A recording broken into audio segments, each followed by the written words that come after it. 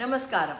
ஸ்ரீமத் அழகிய சிங்கர் அவர்கள் சாமானியமான லௌகீக விஷயங்கள் மூலம் சம்பிரதாயமான விஷயங்களை சிஷ்யர்கள் மனதில் பதிய வைப்பதில் மிகவும் வல்லவர் என்று நாம் கேள்விப்பட்டிருக்கிறோம். ஒரு தடவை ஒரு சிஷ்யர் அவரிடம் ஒரு கேள்வி கேட்டாராம். விஞ்ஞான வளர்ச்சியினால் பூமியிலிருந்து சந்திரன் வரை உள்ள தூரம் நம்மளால் கணக்கிட்டு சொல்ல முடிகிறது. அதே போல் பூமியிலிருந்து சூரியன் வரை உள்ள தூரமும் நம்மளால் சொல்ல முடிகிறது.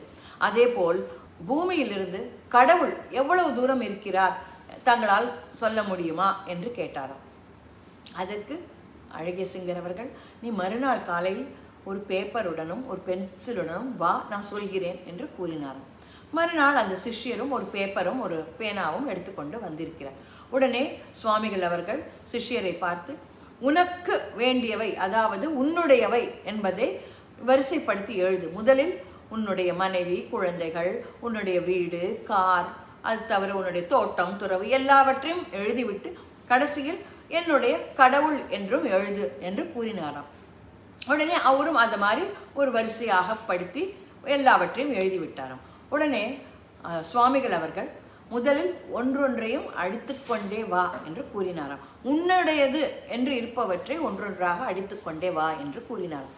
சிஷ்யரும் மனைவியிலிருந்து மனைவி, குழந்தைகள், வீடு, வாகனம் எல்லாத்தையும் ஒன்றொன்னா அடித்து கொண்டே வர வர வர கடவுளிடம் இருக்கும் தூரம் குறைந்து கொண்டே வந்தது. உடனே சுவாமிகள் சொன்னாராம், பார்த்தியா, உன்னுடையது என்பதை தவிர்த்து விட்டு வந்தால் கடவுளிடம் உள்ள தூரம் குறைந்து வருகிறது.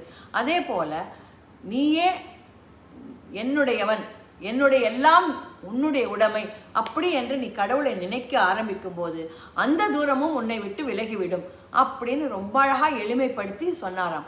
இதிலிருந்து அகங்காரம், மமக்காரத்தை விட்டொழிந்தால் நம்மளுக்கும் கடவுளுக்கும் உள்ள தூரம் ரொம்ப குறைந்து போய் நம்ம பெருமாளை மிக்கவும் அருகில் அணுகலாம் அப்படின்றத ரொம்ப அழகா புரிய வச்சிருக்க. இது நம்ம எல்லாருக்குமே ஒரு பாடம். நமஸ்காரம்.